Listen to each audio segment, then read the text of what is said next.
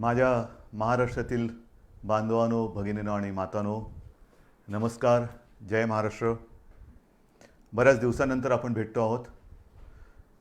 खूप इच्छा असतेच आपल्याला भेटायची, कारण आपल्याशिवाय किंबहुना आपल्या भेटीशिवाय अशी काही मजा गंमत येत नाही. परंतु गेले काही दिवस आपण सर्वच जण एका विचित्र परिस्थितीचा सामना करतो आहोत. पाहता पाहता मार्चपासून आजपर्यंत किती महिने झाले, म्हणजे हे जवळपास वर्षाचं निघून गेलेलं आहे. आपल्याशी बोलायला सुरुवात करण्यापूर्वी मी सर्वप्रथम आपल्या महाराष्ट्रातील तमाम नागरिकांना, सर्व धर्मियांना मनापासून धन्यवाद देतो आहे. कारण हा काळ जो आहे, हा मी सुरुवातीलाही आपल्याला बोललो होतो, सांगितलं होतं, सणासुदीचा आहे, पावसाळ्याचा आहे, सुगीचा म्हणजे शेतीचा हा सगळा काळ आहे. ह्या सगळ्या काळामध्ये गर्दी करणं टाळा, सभा समारंभ उत्सव हे टाळा. आणि मला एका गोष्टीचं समाधान आहे की आपण सर्वच, मग त्याच्यात कोणतेही धर्मीय मागे राहिले नाहीत. गणेशोत्सव अत्यंत साधेपणाने साजरा केला गेला. ज्या काही प्रथा परंपरा उत्सव, मग जैन धर्मीय त्याच्यात आले, मुस्लिम आले, पारसी आले, ख्रिश्चन्स आले, सगळ्यांनी आपापली एक सामाजिक जबाबदारी, त्याची जाणीव ठेवून या सर्व सणासुदीच्या दिवसामध्ये संयम पाळला. तुम्हाला खरंच धन्यवाद देतो आहे. हा संयम पाळत असताना गेले काही दिवस आपण पुनश्च हरिओम म्हणजे मिशन बिगिन अगेन या आपल्या कार्यक्रम म्हणजे पुन्हा आपली आयुष्याची गाडी, जीवनाची गाडी ही पूर्वपदावरती किंवा ट्रॅकवरती आणण्यासाठी प्रयत्न करतो आहोत. कार्यालयातील उपस्थिती वाढवत आहोत. इतर काही गोष्टी, मग त्याच्यामध्ये दुकानं असतील, मॉल्स असतील, हॉटेल्स असतील, ह्या सगळं इंडस्ट्रीज, उद्योगधंदे आहेत, यांच्यामध्ये आपण उपस्थितीला हळूहळू वाढीची परवानगी देतो आहोत. मधल्या काळामध्ये आपण जिल्हांतर्गत वाहतूकसुद्धा सुरू केलेली आहे. एकूणच पूर्णपणे आपण आपल्या आयुष्याची गाडी ही मार्गावरती आणण्याचा प्रयत्न करतो आहे. साहजिकच आहे, ह्या तीन गोष्टी एकत्र आलेल्या आहेत. एकतर आपलं आयुष्य पूर्वपदावरती आणणं, त्याच्यामध्ये सणासुदीचे दिवस, त्याच्यात पावसाळा, जी मला एक थोडी भीती होती आणि आहेच, ती समोर दिसते आहे. कोरोनाचं संकट गेलं तर नाहीच, पण ते वाढत चाललेलं आहे. वाढता वाढे अशी त्याची आजची परिस्थिती आहे.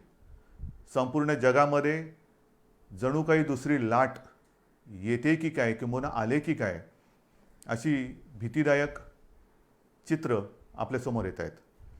मुंबईमध्ये सुद्धा गेले महिना 2 महिने आपण 1000च्या आसपास रुग्णसंख्या ही रोखून ठेवली होती, ती आता 2000वरती गेलेली आहे. पुण्यामध्ये वाढते, सांगली, सातारा, ग्रामीण भागामध्ये आता हातपाय पसरायला लागलेला आहे. राज्यांमध्ये इतर ठिकाणी सुद्धा, म्हणजे इतर राज्यांमध्ये सुद्धा याची वाढ होते आहे. ह्याच दरम्यान आपलं विधानसभेचं अधिवेशन सुद्धा पार पडलं. हे अधिवेशन आपल्याला 2 दिवसात सगळे कामकाज आपल्याला त्याच्यात संपवावं लागलं. मी विधानसभेच्या अधिवेशनामध्ये सुद्धा आणि आत्ता आपल्या साक्षीने सुद्धा सर्व पक्षांना धन्यवाद देतो आहे, कारण अधिवेशनसुद्धा यशस्वी होण्यासाठी सर्वांनी सहकार्य केलं. एकूणच काय की सगळेजण आपापली जबाबदारी ओळखून सामाजिक भान ठेवून वागत आहेत. काही जणांना असं वाटत असेल कदाचित की आता कोरोना संपलाय, पुनश्च हरिओम म्हणजे आपलं राजकारण पुन्हा सुरू करावं. केलंही असेल, करायला काही हरकत नाही.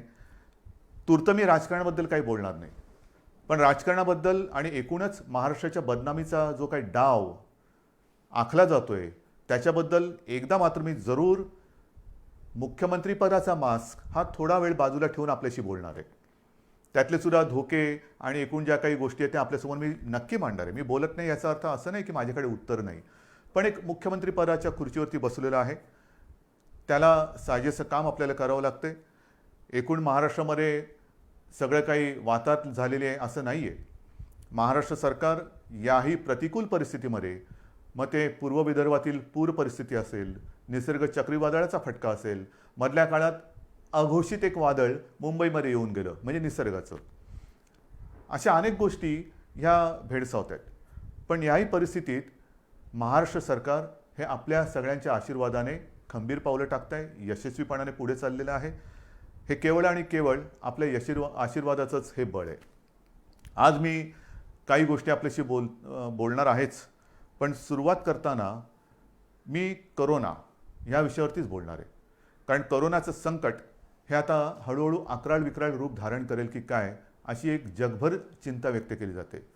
WHO ह्या संस्थेने सांगितलेलं आहे की कदाचित ही पुढच्या अधिक भीषण संकटाची नांदी असू शकेल. घाबरण्याचं काम नाही आहे, पण खबरदारी मात्र घेतलीच पाहिजे. अगदी सुरुवातीच्या काळात मी आपल्याला बोललो होतो की तुम्ही खबरदारी घ्या, आम्ही जबाबदारी घेतो. आज मी जबाबदारीतला काही हिस्सा हा तुमच्यावरती सुद्धा टाकणार आहे. आपल्या खांद्यावरती सुद्धा मी जबाबदारी टाकणार आहे. खबरदारी आणि जबाबदारी ह्याचा दोन्हीचा वाटप आपण दोघांनी करायचा आहे. काही गोष्टींची खबरदारी ही आम्हीही घेणार आहोत, काही गोष्टींची खबरदारी ही तुम्ही घ्यायची, काही जबाबदारी ही सरकारही घेईल, काही जबाबदारी आपणही घ्यायची आहे. मुख्य म्हणजे आपली जबाबदारी ही आपल्या कुटुंबापुरती असणार आहे. आणि म्हणून आपण ऐकलं असाल, पाहिलं असाल, मी महाराष्ट्रामध्ये येत्या 15 तारखेपासून जवळपास एक महिनाभर एक मोहीम राबवतो आहे. आणि या मोहिमेमध्ये जो जो कोणी या महाराष्ट्रावरती प्रेम करतो, जो कोणी आपल्या महाराष्ट्राला आपली भूमी मानतो, तो प्रत्येक महाराष्ट्रप्रेमी नागरिक जात पात धर्म पक्ष राजकारण बाजूला ठेवून सहभागी झालेला मला पाहिजे, किंबहुना त्यांनी सहभागी व्हावं असं माझं आवाहन आहे. ही मोहीम जी आहे त्या मोहिमेला आपण नाव दिलेलं आहे माझे कुटुंब माझी जबाबदारी. माझे कुटुंब माझी जबाबदारी. हे महाराष्ट्र माझं कुटुंब आहे आणि महाराष्ट्राला सुरक्षित ठेवणं ही माझी जबाबदारी आहे. आता ही जबाबदारी ही महाराष्ट्रातील, मी जसं म्हटलं की प्रत्येक महाराष्ट्रप्रेमीची जबाबदारी आहे. माझे कुटुंब माझी जबाबदारी म्हणजे काय? जसं आपण इतर वेळेला बघतो जुडो कराटेचे क्लासेस, आपली मुलं किंवा मुली हे त्याच्यामध्ये जातात, जुडो कराटे शिकतात. का शिकतात? Self defence. मग ते हे ते चालूच असतं त्यांचं. आणि मग त्याच्यात जो प्रावीण्य मिळवतो, निपुणता मिळवतो, त्याला ब्लॅक बेल्ट लागतो. आणि मग आपण म्हणतो अरे माझा मुलगा ब्लॅक बेल्ट आहे, मग माझी मुलगी ब्लॅक बेल्ट आहे. आता हा ब्लॅक बेल्ट सेल्फ डिफेन्सच्या या मोहिमेमध्ये तोंडावरती लावायचा आहे. मास्क. जो मास्क सार्वजनिक ठिकाणी लावून फिरेल तो मास्क म्हणजे आपला ब्लॅक बेल्ट आहे. आपलं सेल्फ डिफेन्सचं ते एक आपलं आयुध आहे. स्वतः सुरक्षित राहणं.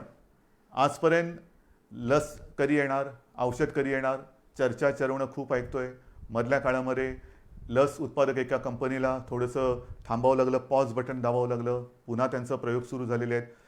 ठीक आहे, साधारणतः डिसेंबर जानेवारीमध्ये ही लस आपल्या हातात येईल अशी एक आशा आहे आणि आपली प्रार्थना आहे. पण तोपर्यंत हे आता जागतिक सत्य आहे की सदा सर्वदा योग तुझा घडावा नाही. म्हणजे बाहेर फिरताना गर्दीच्या ठिकाणी सदा सर्वदा मास्क लावावा. कधीही मास्क काढून गर्दीच्या ठिकाणी फिरू नका. चार चौघामध्ये मास्क लावल्याशिवाय जायचं नाही, गर्दी करायची नाही. म्हणजे पहिली गोष्ट, एकतर आवश्यक नसेल तर घराबाहेर पडू नका. आणि आवश्यकता असेल, कारण आवश्यकता असतंच, रोजीरोटी कमवायची म्हणजे घराबाहेर पडणं आलंच. मग ते पडताना जिथे जिथे गर्दी होईल तिथे तोंडावरती मास्क लावायचा, एकमेकापासून अंतर ठेवायचं. त्याचबरोबरीने हात सतत धुत राहणं. हे काही नवीन नाही आहे. ही पहिल्या दिवशीची जी काही तुम्हाला मी खबरदारी घेण्याची एक गोष्ट सांगितली तीच त्रिसूत्री. ही त्रिसूत्री हीच ह्या विषाणूपासून लांब राहण्याचं एक आयुध आहे. ह्याच्या पलीकडे अजूनही तसं काही आलं आहे. औषधं येत आहेत, उपचार होत आहेत, आपण सुविधा वाढवतो आहोत, रुग्णशय्या वाढवतो आहोत, जम्बो हॉस्पिटल्स वाढवतो आहोत. ऑक्सिजनची थोडीशी एक कमतरता जाणवते, कारण आपले उद्योगधंदे सुरू झाले, त्यांनासुद्धा ऑक्सिजन लागत आहेत. पण आपण आता ऑक्सिजन ही आपल्या आरोग्य खात्याची प्राथमिकता ठरवलेली आहे. त्याच्यामध्ये 80% ऑक्सिजन हा प्रथम आरोग्यासाठी वापरला जाईल आणि मग आपण उद्योगासाठी देऊ. तर ह्या सगळ्या गोष्टी करतोय. डॉक्टरांचे टास्क फोर्स नेमतोय, कोरोना दक्षता समित्या नेमतो आहेत. परंतु ही जी मोहीम माझे कुटुंब माझी जबाबदारी आपण सुरू करतो आहोत, त्याच्यामध्ये एक दोन गोष्टी महत्त्वाच्या आहेत. एक म्हणजे प्रशासनाकडून माझ्या सूचना अशा आहेत आणि अपेक्षा माझी अशी आहे की अवघड जरी वाटत असलं तरी अशक्य काहीच नसतं. अवघड म्हणजे काय की महाराष्ट्राची लोकसंख्या ही जवळपास 12 कोटी आहे. ह्या 12 कोटी जनतेची आरोग्य तपासणी ही अशक्यप्राय आणि अवघड आहे. 12 कोटी कुटुंब म्हटल्यानंतर किती घरं आली, कुठे कुठे आली, घनदाट लोकवस्ती कुठे आहे, तुरळक लोकवस्ती कुठे आहे. आपला प्रयत्न असा असणार आहे की ह्या महाराष्ट्रातील प्रत्येक घरामध्ये पुढच्या महिनाभरामध्ये किमान 2 वेळा तरी आरोग्याची चौकशी करायला आपली टीम जाईल. त्याच्यामध्ये मला आमदार, खासदार, जिल्हा परिषद सदस्य, सरपंच, नगरसेवक सगळ्यांनाच मी सांगतोय की प्रत्येक जणांनी आपापल्या वॉर्डाची जबाबदारी घ्यावी. आपापल्या वॉर्डामध्ये म्हणजे छोट्या छोट्या विभागात जर का आपण जबाबदारी घेतली तर संपूर्ण महाराष्ट्र हा आपण याच्यामध्ये सहज व्यापून टाकू शकतो. कारण प्रत्येक मतदारसंघाला त्याचा लोकप्रतिनिधी आहे. त्या लोकप्रतिनिधींनी जर का जबाबदारी घेतली की माझ्या विभागाची जबाबदारी मी घेतो, काय टीम नेमायचे, ह्याच्यामध्ये शासनाचे आरोग्य विभागाचे असतील, महसूल यंत्रणेचे असतील, इतर आरोग्य कर्मचारी असतील, सोबत जर का आपल्या पक्षाचे असतील, असू द्या. आरोग्य तपासणी करायची. आरोग्य तपासणी म्हणजे चौकशी करायची. चौकशी म्हणजे कसं आहे की घराघरात जायचं, साधारणतः विचारपूस करायची की आपल्याकडे 50-55च्या वयापेक्षा कोण आहे, अधिक वयाचे कोण आहेत, त्यांचं ऑक्सिजन लेवल काय आहे, त्यांना इतर काही व्याधी आहेत का, काही लक्षणं आहेत का. जर काही व्याधी किंवा लक्षणं असतील तर ती आपल्या शासनाच्या यंत्रणेला लक्षात आणून द्यायचं. मग त्यानुसार पुढील उपचार काय करायचे, कुठे करायचे, ह्याचं मार्गदर्शन आपली मग शासकीय टीम त्यांना करेल. एकूणच काय की आपण मुंबईमध्ये जी यंत्रणा लावलेली आहे, मोहीम राबवतो आहोत, चेस द व्हायरस. म्हणजे व्हायरस पोचायच्या आधी आपण आपल्या नागरिकाकडे, माता भगिनी बांधवांकडे जायचं आणि त्यांना या व्हायरसपासून वाचवायचं. त्यांच्यामध्ये जर का रोगप्रतिकारक शक्ती कमी असेल, इतर काही व्याधी विकार असतील तर त्याच्यावरती इलाज करणं, ऑक्सिजन वाढवणं, ह्या सगळ्या गोष्टी करणं हे माझे कुटुंब, माझी जबाबदारी, ही एक बाब झाली. बाहेर फिरताना सुद्धा जे मी आपल्याला सांगितलं, बाहेर जो कुटुंबातला बाहेर जाऊन येईल त्यांनी, मी तर तुम्हाला काही गोष्टी सांगणारच आहे, मी मुद्दामून कागदावरती घेतलेल्या आहेत. आणि काही गोष्टी ह्या अगदी लहानपणी आपल्याला सांगितल्या गेलेल्या आहेत. मला सुद्धा आठवतं आहे, माझी आम्ही बाहेरून खेळून आल्यानंतर आम्हाला मुलांना सांगायची, अरे खेळून आलास, चल हातपाय धू, कपडे बदल. आणि मग आमच्या प्रार्थना असायची, परवचा असायची. हे लहानपणीचे संस्कार. आता हेच संस्कार, ह्याच गोष्टी ह्या कोरोनाने आपल्याला सांगितलेल्या आहेत. बाहेर जाताना, बाहेर पडल्यानंतर सार्वजनिक ठिकाणी मास्क घालणे, बाहेरून गर्दीच्या ठिकाणावरून आल्याबरोबर आपल्यापासून माझं कुटुंब, ती माझी जबाबदारी आहे. मग समजा माझ्याकडनं कुठून त्यांना प्रादुर्भाव झाला, संसर्ग झाला, तर कुटुंब धोक्यात येऊ शकतं. आणि म्हणून मी बाहेरून आल्यानंतर पहिले जोडे बाहेर काढा. बाहेर सगळं फिरून आल्यानंतर चपला घालून आत यायचं नाही, बूट दाराशी काढायचे. आत आल्यानंतर हातपाय स्वच्छ धुवायचे. जर वाटलं आपल्याला तर आंघोळ करा, कपडे धुवायला टाका. या साऱ्या गोष्टी आहेत. रस्त्यावरती थुकू नका, सार्वजनिक ठिकाणी शिंकू नका, खोकू नका. या साऱ्या गोष्टी आहेत. पण त्याच आता आपल्याला कटाक्षाने पाळावे लागत आहेत. आणि म्हणून लोकांमध्ये वावरताना सुरक्षित अंतर ठेवावे, मास्क घालावा, हात वारंवार धुवावे. इतर व्यक्तींशी बोलताना हे आणखीन एक महत्त्वाचं आहे, इतर व्यक्तींशी बोलताना फेस टू फेस, काय मी त्याच्या तोंडावरती बोललो नाही, तोंडावरती नका बोलू. जरा समोरासमोर बोलण्याचं टाळायचं आहे. आणि बोलताना जरा फेस टू फेस न बोललं तर अधिक चांगलं. त्याच्यानंतर ऑनलाईन खरेदीवरती भर द्यायचा. जिथे जिथे सुपर मार्केट असतील किंवा काही सार्वजनिक बाजार असतील तिथे गर्दी नसलेल्या वेळी जावे, गर्दी करू नये. दुकानातील वस्तूंच्या सॅम्पलला कारण नसताना हात लावू नये. सार्वजनिक वाहनातून म्हणजे जसं शहरांमध्ये आपण आता बसेस सुरू केलेल्या आहेत, लोकलसुद्धा काही वर्गांसाठी सुरू केलेल्या आहेत, आणखीन काही त्याच्यात वाढ करतो आहोत, लोकलची वारंवारता वाढवतो आहोत, आणखीन हळूहळू सगळ्या गोष्टी आपण वाढवत जातो आहोत. पण सार्वजनिक वाहनात असाल तर बोलू नका, शक्यतो कमी बोला. त्याच्यानंतर बैठका, जशा बैठका आता मुख्यमंत्री घरी बसून काम करतात, घराबाहेर पडा. पण त्यांना कल्पना, हे माझ्यावरती जे आरोप करतायत ते जिथे गेलेले नाहीत तिथे दुर्गम भागात मी व्हिडिओच्या माध्यमातून जाऊन येतो, फिरतो, तिथे मी सूचना देतो. जिथे तुम्ही पोचू शकत नाहीत, गेलेला नाहीत, तिथे मी जातोय, मी बोलतोय. कसा? या तंत्रज्ञानाच्या माध्यमातून. तर जिथे जिथे आवश्यकता असेल तिकडे किंबहुना जर का आपल्याला बैठका घ्यायच्या असतील तर व्हिडिओ कॉन्फरन्सिंग करा. हे फार महत्त्वाचं आहे. त्याच्यानंतर जर लक्षणं आढळली, कोणाला जर का वाटलं, लक्षणंसुद्धा आता मी सगळ्या काही गोष्टी तुम्हाला सांगत नाही जाणार, बऱ्याचशा गोष्टी आपल्याला कल्पना आहे. लक्षणं आढळली तर तुम्ही कुठे गेला होतात, साधारणतः कोणाला भेटला होता, त्याची एक माहिती, त्याची एक यादी ही आपल्याला तपासायला आलेल्या आरोग्य अधिकारी किंवा जी शासन यंत्रणा असेल त्याच्याकडे द्या, की जेणेकरून त्यांच्यापासून म्हणजे त्यांच्यावरती आपण इलाज करू शकू आणि त्यांच्यापासून इतरांना होणारा संसर्ग आपण थांबवू शकू. इतरांसमोर जेवताना, कारण आता हळूहळू आपण हॉटेल्स, मोठी जी 5 स्टार असतील, लॉजेस असतील, ह्या काही हॉटेल्सना आपण परवानगी दिलेत, पूर्ण चालवायला दिलेत. त्यांच्यामधले रेस्टॉरंट्सना परवानगी दिले. गेल्या आठवड्यात मला रेस्टॉरंटची काही लोकं भेटून गेलेली जी ह्या हॉटेलच्या बाहेरची आहेत. आमचं काय करणार? जिमची लोकं येऊन भेटून गेली. आमचं काय करणार? सगळ्यांशी मी बोलतोय. त्यांना सुद्धा काही सूचनावली मला द्यायची आहेत. ती पाळा आणि आपण ते ओपन करू. आणि म्हणून इतरांसमवेत जेवताना समोरासमोर बसू नका. महत्त्वाचं काय की समोरासमोर हा जो व्हायरस येणं जाणं करू शकतो, त्याच्यात आपल्याला त्याचा मार्ग हा बदलून टाकायचा. म्हणजे समोरासमोर नसेल, बाजूला असेल, तर तो जर का दुर्दैवाने कोण त्याच्यात संसर्गजन्य असेल, झालेला असेल, संसर्ग झालेला असेल, संसर्ग बाधित, तर त्याच्यापासून दुसऱ्याला संसर्ग होणार नाही. जेवणातील पदार्थ इतरांना वाटताना मोठ्या बाउल्समध्ये न घेता छोट्या छोट्या वाळ्याच्यात घ्या, हे आहे. नंतर काही ठिकाणी आपण बघतो सार्वजनिक शौचालय असतील, त्याची स्वच्छता आणि निर्जंतुकीकरण तर हे आपण करतोच आहोत, करावं लागतंच आहे, करावं लागणारच आहे. पण घरामध्ये सुद्धा ज्यांच्याकडे आता शहरी भाग आहे, शहरामध्ये पूर्वीच्या शौचालयांची आता कमतरता आहे, ती जात चालली. नवीन ती युरोपियन स्टाईलची आली. त्याच्यात फ्लश करताना त्याचं झाकण बंद करून फ्लश करा, की जेणेकरून पुढचं सांगण्याची गरज नाही. नंतर जर भेटायचं असलं तर बंद जागेत भेटायचं टाळायचं, उघडं पाहिजे. मी मागेही आपल्याला सांगितलं होतं की एअर कंडिशनचा वापर करण्यापेक्षा खिडक्या, चला हवा येऊ द्या, हवा खेळती राहिली पाहिजे, हवेचं येणं जाणं चाललं पाहिजे. आणि अडचणीच्या जागी, अपुऱ्या जागी जास्त वेळ थांबू नका. अशा या काही गोष्टी आहेत, ह्या मी तुम्हाला ह्या मोहिमेच्या माध्यमातून सांगणार आहे. ही मोहीम आपल्याला राबवायची. ह्याच्यात मला जनतेचा सहभाग पाहिजे. लहान मुलं, तुमच्या काही सूचना असतील त्या द्या, चित्र काढा. मी जाहिरात संस्थांना बोलवणार आहे, वृत्तपत्र वाहिन्यांना बोलवणार आहे, प्रसार माध्यमांना बोलवणार आहे. प्रत्येकजण मी काय करू शकतो, जसं ते म्हणतात ना, रामसेतू बांधताना खारीचा वाटा, प्रत्येकाने खारीचा वाटा सिंहाचा घ्यायचा तर सिंहाचा घ्या, खारीचा घ्यायचा खारीचा घ्या.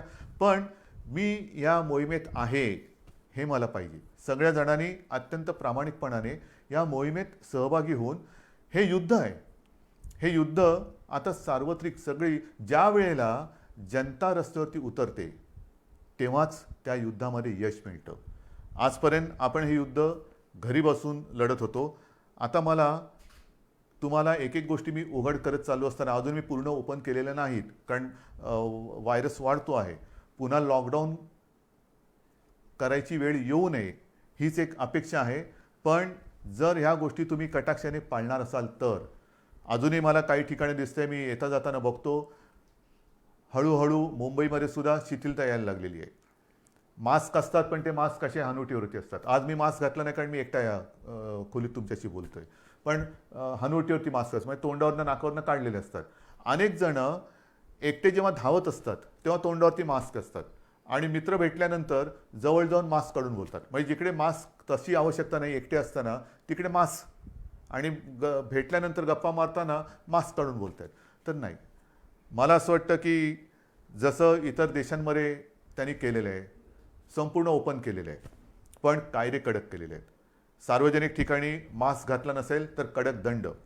जर एखाद्या ठिकाणी दुकानात किंवा कुठे गर्दी झाली, त्यांचे कॅमेरे ऑन असतात, ताबडतोब ते दुकान बंद.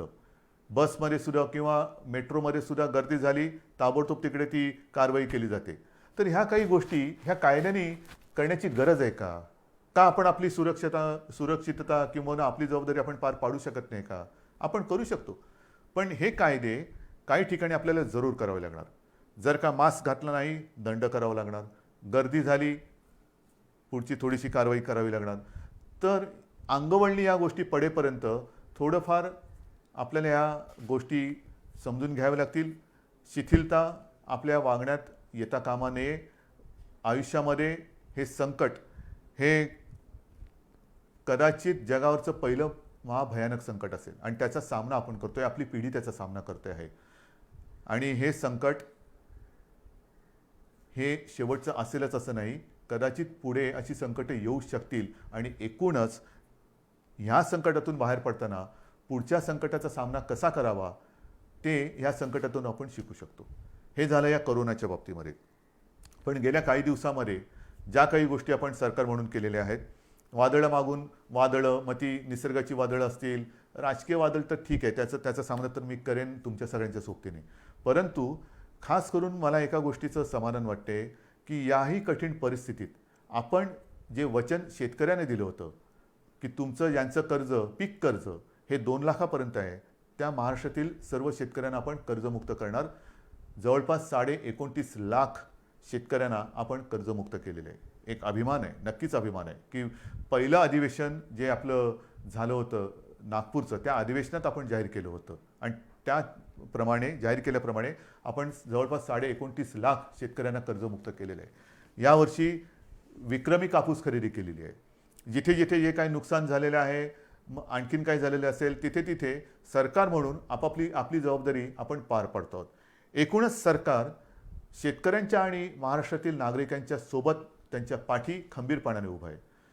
आणखीन एक विशेष गोष्ट म्हणजे जवळपास पुढचं वर्ष आपल्या महाराष्ट्रातील जे कुपोषित बालकं आहेत, आदिवासी बालकं आहेत, अशा जवळपास 6.5 लाख बालकांना आपण वर्षभर मोफत दूध भुकटे देतो आहोत. त्याचबरोबरीने जवळपास 1.25 लाख अशा माता भगिनी आहेत ज्या गरोदर आहेत किंबहुना काही स्तनदा माता आहेत, त्यांच्या आरोग्यासाठी सुद्धा आपण ही दूध भुकटी मोफत देत आहोत. या गोष्टी करतोत आपण. गेली काही वर्ष आदिवासींसाठी, आदिवासी माता भगिनी बांधव आहेत, त्यांच्याकडे बऱ्याचदा कोणाचंच लक्ष नसतं, पण त्यांच्यासाठी खावटी अनुदान योजना जी होती, जी गेली काही वर्ष बंद झाली होती, ती सुद्धा आपण चालू केलेली आहे. शिवभोजन आपण 10 रुपयामध्ये थाळी देत होतो, ती या काळात 5 रुपयात केलेली आहे. जवळपास 2.25 कोटी, जवळपास 2.25 कोटी थाळ्यांचं वितरण या कोरोनाच्या काळात झालेलं आहे आणि हे सतत चालू आहे. बेड्स वाढवत आहोत. म्हणजे मी विधानसभेत माहिती दिली होती की जेव्हा कोरोनाचा पहिला रुग्ण आपल्या राज्यात सापडला तेव्हा संपूर्ण राज्यात साधारणतः सगळे मिळून 7,500 रुग्णशय्या होत्या. 7,500, 7,700 आणि काहीतरी. आजच्या घडीला आपल्या राज्यात सर्व बेड्स जर का धरले, त्याच्यात नेहमीचे beds, oxygen beds, ICU, ventilators, तर किमान 3,60,000 बेड्स आपण ह्या गेल्या 4-5 महिन्यात वाढवलेले आहेत. ICU बेड्स वाढवलेले आहेत, डायलिसिसचे बेड्स वाढवलेले आहेत. म्हणजे असं काही नाही की लॉकडाऊन करून आपण गप्प बसलो. लॉकडाऊनमध्ये संसर्गाची साखळी तोडणं, पण त्याचबरोबरीने आपण आरोग्यविषयक सुविधा तयार करणं, हे काम आपण करतो आहोत आणि आज देखील ह्याच्यात खंड नाही पडलेला. जिथे जिथे आवश्यकता असेल तिथे तिथे आपण ह्या बेडची संख्या वाढवतो आहोत. इतर ऑक्सिजन जसं मी म्हटलं तसं थोडे दिवस थोडीशी आपल्याला एक उणीव भासते आहे, चणचण भासते आहे, कारण ऑक्सिजन जरी उपलब्ध असला तरी त्याच्यासाठी कंटेनर उपलब्ध होत नाहीत. तर ह्या सगळ्या गोष्टी जुळवाजुळव करून आपण यातनं मार्ग काढतो आहोत. औषधांमध्ये सुद्धा कुठेही आपण पुरवठा करण्यामध्ये कमी पडत नाहीत. सगळ्या गोष्टी करतो आहोत. किती गोष्टी तुम्हाला सांगायच्या. माझ्याकडे इकडे कागदाची चवडच आहे. ह्या सगळी चवड जर का वाचत बसलो तर संध्याकाळ काय रात्रसुद्धा झाली तरी आपण बोलतच बसू. शिक्षणाच्या बाबतीत सुद्धा ह्या सगळ्या गोष्टी अवघड आहेत, होत्याच. कारण काही ठिकाणी आपण ऑनलाईन शिक्षण सुरू करू शकलो, काही ठिकाणी ऑनलाईनची व्यवस्थाच नाही. मग अशा ठिकाणी ही सगळी सरमिसळ करत करत करत करत आपण शिक्षणाची सुद्धा एक सुरुवात केलेली आहे. मला असं वाटतं की अशी कोणतीही बाब आपण शिल्लक ठेवलेली नाही की जिकडे सरकार म्हणून आपण आपलं काम केलेलं नाही आहे. जसं निसर्ग चक्रीवादळ आलं, निसर्ग चक्रीवादळामध्ये जवळपास 700 कोटी रुपयांची मदत प्रत्यक्ष आणि इतर घरं बिरं असतील त्या माध्यमातून आपण केलेली आहे. अजूनही मदत चालू आहे. नुकतीच तिकडे केंद्राचं पथक येऊन गेलं, संपूर्ण पाहणी केली आणि केंद्रीय पथकसुद्धा समाधान व्यक्त करून गेलं. हे आता केंद्राचं पथक हे म्हणजे कदाचित माणसं बदलली असतील, पण केंद्राचं पथक आता पूर्व विदर्भात जिथे 15-1 दिवसापूर्वी भीषण पूर आला होता तिथली पाहणी करते. त्या पूर्व विदर्भात सुद्धा आपण तातडीने तत्काळ मदत म्हणून जवळपास 18 कोटी रुपये पाठवून दिलेले आहेत. पण एक मी माझ्या पूर्व विदर्भातील पूरग्रस्त माता भगिनींना आणि बांधवांना सांगतो की तुम्ही काळजी करू नका. ज्याप्रमाणे आपण कोल्हापूर आणि सांगली इथल्या पुरामध्ये जशी गेल्या वर्षी त्याच्या 1-1.5 वर्षात जो पूर आला होता तिथल्या जनतेला मदत केली, तशीच संपूर्णपणे मदत ही महाराष्ट्र सरकार, तुमचं सरकार तुम्हाला केल्याशिवाय राहणार नाही. हे करतो आहोत आपण. या सगळ्या गोष्टी कुठेही उणीव न ठेवता आपण पार पाडतो आहोत. अनेक संकट जरी आली तरी सरकार काय गप्प नाही बसलेलं. शेतकऱ्याच्या पाठी ते उभा आहे. याचं कारण का? कारण शेतकरी हा वर्क फ्रॉम होम नाही करू शकत. आपण सगळेजण ऑफिसमध्ये येणारी जाणारी लोक वर्क फ्रॉम होम करतो, पण उद्या शेतकऱ्याने ठरवलं वर्क फ्रॉम होम म्हणजे काय करणार? तर शेतकरी जो आहे त्याच्यासाठी सुद्धा आपण एक नवीन योजना ही आणलेली आहे जसं मी आता ही मोहीम एक वेगळी तुम्हाला सांगितली करोनाच्या बाबतीत, तसंच शेतकऱ्याच्या बाबतीमध्ये. कारण मी काय बघतोय गेले अनेक वर्ष, शेतकरी बिचारा अंधारात उडी मारतो. त्याला कल्पना नाही आहे की उद्या निसर्ग राजा त्याला साथ देईल का प्रकोप दाखवेल, रुसेल का हसेल, त्याला काहीच सांगता येत नाही. तरी देखील तो त्याच्या परीने त्याचं जे काय असतं, घरदार असेल, जमीन असेल, वेळप्रसंगी पत्नीचे दागिने असतील, मग त्याच्या कुटुंबातला त्याचा, मी थांबलो का कारण अनेकांना आश्चर्य वाटेल, कुटुंबातील त्याचा बैल, हो त्याचा तो कुटुंबीय असतो, तो सुद्धा त्याला गहाण टाकावा लागतो. आणि सगळं गहाण टाकून म्हणजे आयुष्यच गहाण टाकतो. आणि त्या आपल्या मातीमध्ये सोयाबीन पिकवेल, तूर पिकवेल, कधी कापूस पिकवेल, हे आपल्या विभागवारही अशी रचना झालेली आहे. आणि मग आपल्याला अनुभवास काय येतं, जर निसर्गाने साथ दिली, पीक तरारून आलं, तर त्याला जास्त झालं म्हणून भाव मिळत नाही. निसर्ग रुसला, पावसाने झोडलं, गारपीट झाली, तर उभं पीक म्हणजे सोनं त्याच्या डोळ्या देखत मातीमोल होतं, म्हणजे तरी त्याची पंचायत झाली. डोक्यावरती कर्जाचं ओझं हे वाढतच चालतं. त्या डोंगरातून तो कधी, डोंगराखालून तो कधी बाहेरच येत नाही. आणि म्हणून आपण शेतकऱ्यांसाठी जे पिकेल तेच विकेल, जे विकेल ते पिकेल. आतापर्यंत जे पिकेल ते विकेल असं होतं, पिकणार ते विकणार काय. आता मी उलटं केलं, जे विकेल तेच पिकेल. म्हणजे काय की साधारण कृषी खातं जे आपलं आहे ते एकूण जगभर बघेल, राज्यात बघेल, देशात बघेल की यावर्षी कोणत्या पिकाला बाजारपेठ आहे, कोणतं पीक कुठे विकलं जाईल. कापूससुद्धा किती विकला जाईल, कोणत्या दर्जाचा विकला जाईल, सोयाबीन असेल, तूर असेल, तांदूळ असेल, मका असेल, कोणत्या प्रतीचा, कोणत्या दर्जाचा मका पाहिजे, तूर पाहिजे, सोयाबीन पाहिजे. आणि तसंच बी बियाणं हे शेतकऱ्याला दिलं जाईल. म्हणजे महाराष्ट्राची ओळख एक दर्जेदार पीक देणारा महाराष्ट्र अशी आपल्याला करायची. जे विकणार असेल तेच आम्ही पिकू आणि आम्ही जे पिकू ते विकणार आहोत. आणि त्याच्यासाठी आपण गटशेती म्हणा, शेतकऱ्यांना सुद्धा जो असंघटित शेतकरी आहे त्याला आपण संघटित करतो आहोत. त्यांच्या काही सूचना आपण घेतो आहोत. गेल्या आठवड्यामध्येच हा मी कार्यक्रम केला. सगळ्या शेतकरी दादांना ह्या कार्यक्रमाची कल्पना दिली की आता तुम्ही अंधारात उडी नका मारू. आपण, सरकार तुमच्या सोबत आहे. एखादं पीक आल्यानंतर हमी भाव, हमी भाव, हमी भाव. आता हमी भाव नाही, आता हमखास भाव. माझं जे काय मी मेहनत करतो आहे, कष्ट करतो आहे, रात्री सुद्धा जाऊन मेहनत करतो आहे, शेतामध्ये राबतो आहे आणि सोनं पिकवल्यानंतर त्या सोन्याला सोन्याचा भाव मिळणार नसेल तर हे सगळं फुकट गेलं. आणि त्याच्यासाठी हमी भाव आता मागायचं नाही, हमखास भाव. आणि जे मी पिकवणार आहे ते विकलं गेलंच पाहिजे. ही जी एक साखळी आहे ती साखळी आता आपण निर्माण करतो आहोत. आणि त्या साखळीमध्ये हा सगळा नाशिवंत माल असतो, भाजीपाला असेल, धान्य असेल, त्यांच्यासाठी विभागवार आपण शीतगृह असतील किंवा स्टोरेज, कोल्ड स्टोरेज, गोडाऊन्स असतील, त्याची एक साखळी निर्माण करतो आहे.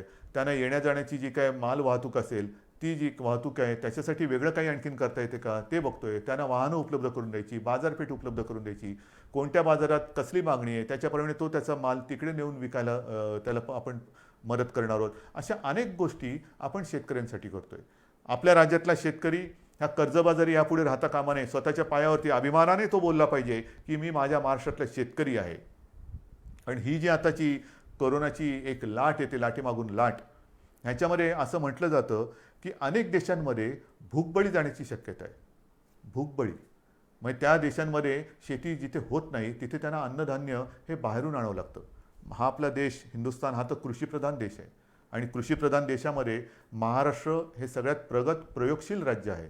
महाराष्ट्रामध्ये सतत प्रयोग हे होत राहतात. सुधारणा, आधुनिकीकरण हे हा महाराष्ट्राचा स्थायी भाव आहे. आणि म्हणून मला शेतीमध्ये सुद्धा ही आगळी वेगळी क्रांती करायची आहे तुमच्या साहाय्याने. हे सगळं झालं, आत्तापर्यंत तुमच्याशी मी बोललो. त्याच्यानंतर जे मी तुम्हाला सांगितलं की एका मागोमाग एक विषय येत आहेत. गेल्या आठवड्यात अचानक असाच विषय समोर आलेला आहे, तो मराठा आरक्षणाचा. मराठा आरक्षण खरं म्हणजे हा विषय अशा पद्धतीने येण्याची काही आवश्यकता नव्हती. आपण महाराष्ट्र राज्याने सर्व पक्षाने, म्हणजे त्याही वेळेला सत्तेमध्ये शिवसेना होतीच, भारतीय जनता पक्षासोबत होती, राष्ट्रवादी आणि काँग्रेस विरोधात होते, तरी देखील चारही महत्त्वाच्या पक्षांनीच नव्हे तर विधिमंडळातील सर्व पक्षांनी एकमताने मराठा समाजाच्या न्याय हक्काचा हा जो काही लढा होता त्याला न्याय देण्यासाठी मराठा आरक्षणाचा निर्णय घेतला. सर्व पक्षांनी घेतला. एक मताने घेतला, बहुमताने घेतला नाही, एक मताने घेतला आणि आपण तो मंजूर केला. त्याला इकडे उच्च न्यायालयात आव्हान दिलं गेलं, ते आपण जिंकलो. त्याच्यानंतर सर्वोच्च न्यायालयात आव्हान दिलं गेलं, ती लढाई आपण लढतो आहोत. ही लढाई लढताना पहिल्या सरकारने जे वकील दिले त्याच्यात कोणी आपण बदलले नाही. देशातील जे सर्वोत्तम वकील असतील ते आपण त्याच्यात दिलेले आहेत. त्याचबरोबरीने वकील कमी न करता आणखीन त्याच्यात ज्यांनी सूचना दिल्या तेही वकील आपण त्या पॅनलवरती घेतलेले आहेत. बरोबरीने काही संस्था, काही व्यक्ती या केसमध्ये त्याच्यात त्याने इंटरव्हेन केलं. त्यांनी देखील त्यांच्या परीने त्यांच्या पसंतीचे वकील याच्यात दिले. एकूण काय की कुठेही आपण कोर्टामध्ये आर्ग्युमेंट करायला कमी पडलेलो नाही, अजिबात नाही. आपली मागणी सर्वोच्च न्यायालयात काय होती की जसं देशातील इतर राज्यांमध्ये आरक्षणाचा प्रश्न हे प्रलंबित ठेवले गेलेले आहेत, मग लार्जर बेंचसमोर म्हणजे 3 का 5 त्यापेक्षा जास्त न्यायाधीशांच्या बेंचसमोर जसे इतर राज्यातील आरक्षणाचे प्रश्न हे मांडले जात आहेत तशीच परवानगी आम्हाला मोठ्या बेंचसमोर जाण्यासाठी द्या. ही आपली गोष्ट सर्वोच्च न्यायालयाने मानली, नक्कीच मानली. त्याच्याबद्दल मी त्यांना धन्यवाद देतोय. पण ती मानत असताना अनपेक्षितपणे, अनाकलनीय पद्धतीने त्यांनी आपण आरक्षण जे दिलेलं आहे त्याच्या अंमलबजावणीसाठी अंतरिम स्थगिती दिली. इतर राज्यात कुठे दिले का हे उघड आहे, जिथे असेल तिथे असेल, नसेल तिथे नसेल, पण मला नाही वाटत कुठे दिलेली आहे. म्हणजेच काय की हा विषय किचकट असताना हे मानल्यानंतर मोठ्या बेंचसमोर जायला परवानगी दिली गेलेली आहे, पण ती देताना ज्या स्थगितीची गरज नव्हती ती स्थगिती दिली. ह्याच्या विरुद्ध आता संपूर्ण आपण चर्चा करतो. 2 दिवसापूर्वी मी या विषयामध्ये ज्या संस्था, व्यक्ती सहभागी आहेत, अत्यंत पोटतिडकीने काम करतायत, आपली मतं मांडतायत, ह्या केसच्या सुनावणीच्या वेळेला सुद्धा मी स्वतः एक किमान 2-4 वेळा तरी व्हिडिओच्या माध्यमातून अशोकराव चव्हाण असतील, आपले एकनाथ शिंदे आहेत, विजय वडेट्टीवार आहेत, अजितदादा आहेत, बाळासाहेब थोरात आहेत, किती मंत्र्यांची नावं घ्यायची, जयंतराव पाटील आहेत, ह्या दिलीपराव वळसे पाटील आहेत, ह्या सगळ्यांसमवेत आम्ही या व्यक्तींशी, संस्थांशी आणि ज्येष्ठ विधितज्ञांशी चर्चा करत आपल्याला काय बोललं पाहिजे, कसं बोललं पाहिजे हे ठरवत तिथे आपण कोर्टासमोर आपण बाजू मांडली.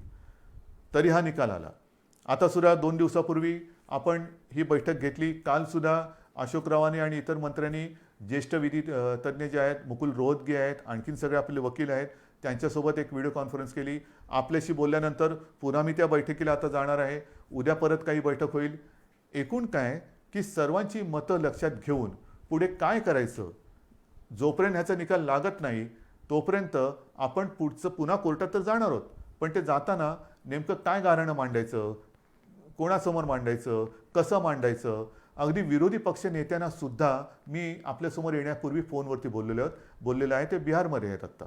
परवाच्या बैठकीला ते येऊ शकले नाही कारण ते बिहारला गेले होते आणि त्यांनी मला सांगितलं की कोणतेही राजकारण न करता उद्धवजी आम्ही या समाजाच्या मागणीसाठी सरकारसोबत आहोत. तर मला मराठा समाजाच्या माता भगिनींना आणि बांधवांना एक विनंती करायची आहे. तुमच्या भावना आणि आमच्या भावना वेगळ्या नाहीत. अन्यायाविरुद्ध लढा, आंदोलनं जरूर करा, काही हरकत नाही. पण केव्हा, जर सरकार देत नसेल तेव्हा. इथे तर सरकार आपलं आहे, सरकारने निर्णय घेतलेला आहे. मग लढाई कोणाशी, कशावरती रस्त्यावरती उतरायचं, कशासाठी आपण आपला उद्रेक किंवा उद्वेग जो काय आहे त्याचं तो रस्त्यावरती आणायचा. आपण एकत्र आहोत. तुमच्या मागण्यांना आपण न्याय दिलेला आहे.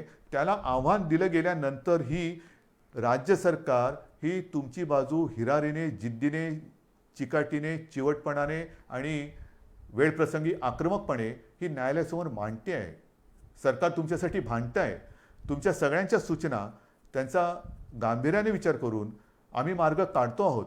आता मी काय काय काढू शकतो त्याच्यावरती मी बोलत नाही, कारण पुन्हा मी काय बोललो तर या केसवरती त्याचा दुष्परिणाम होऊ नये. पण सगळ्या सूचना आम्ही घेतलेल्या आहेत, अजूनही घेतो आहोत आणि त्याचा सारासार विचार केल्यानंतर कायदेशीररित्या आपल्याला पहिला एक दिलासादायक मार्ग काय घेता येईल तो सुद्धा आम्ही विचार करतो आहे. आणि तो केल्यानंतर पुन्हा कोर्टात तर जातोच आहोत, कारण मोठ्या बेंचसमोर तर जायचंच आहे आपल्याला. हा निकाल तर आपल्या बाजूनी लागावा ह्याच्यासाठी आपल्याला कायदेशीर लढाई करायची आहेच. ती करण्यात कुठे तसूभर सुद्धा हे सरकार मागे राहणार नाही, हे वचन मी परवाच दिलेलं आहे. आजही पुन्हा ते मी देतो आहे. आणि म्हणून मी आपल्याला विनंती करतो आहे की सरकार आपल्यासोबत आहे. सरकारने निर्णय घेतलेला आहे. हा निर्णय घेतल्यानंतर एकतर हे करोनाचं संकट आहे, त्याच्यात अधिक आंदोलनं मोर्चे कृपा करून काढू नका. ज्याची खरंच आवश्यकता नाही ती एवढ्यासाठी की संपूर्णपणे अगदी शब्दशः सरकार हे तुमच्या भावनेशी सहमत आहे. तुम्हाला न्याय मिळवून देणं हे आमचं कर्तव्य आहे. आम्ही वचनबद्ध आहोत आणि म्हणून या परिस्थितीमध्ये आपण एकजुटीने आजपर्यंत जे काही वाटचाल करत आलेलो आहोत त्या एकजुटीला तडा जाईल असं कृपा करून करू नका. कोणी गैरसमज पसरू नका, कारण याच्यात गैरसमज पसरवण्यासारखं काही नाही. जे काय आहे ते सगळं समोर आहे. आपण सगळे एकत्र आहोत.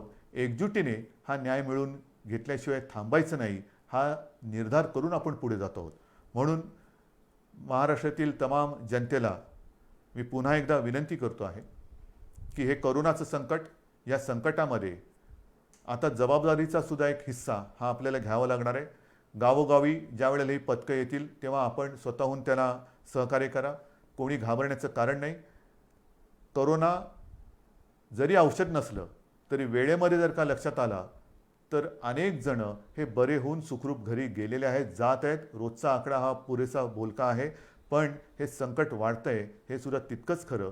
या संकटाचा सामना करण्यासाठी ज्या सूचना आजपर्यंत सरकार म्हणून आम्ही आपल्याला करत आलो त्या सूचनांचं जसं पालन केलं तसंच याही पुढे तुम्ही कराल आणि ह्या युद्धात आपण निर्णायक विजय मिळवू हा आत्मविश्वास व्यक्त करून तूर्त मी आपली रजा घेतो.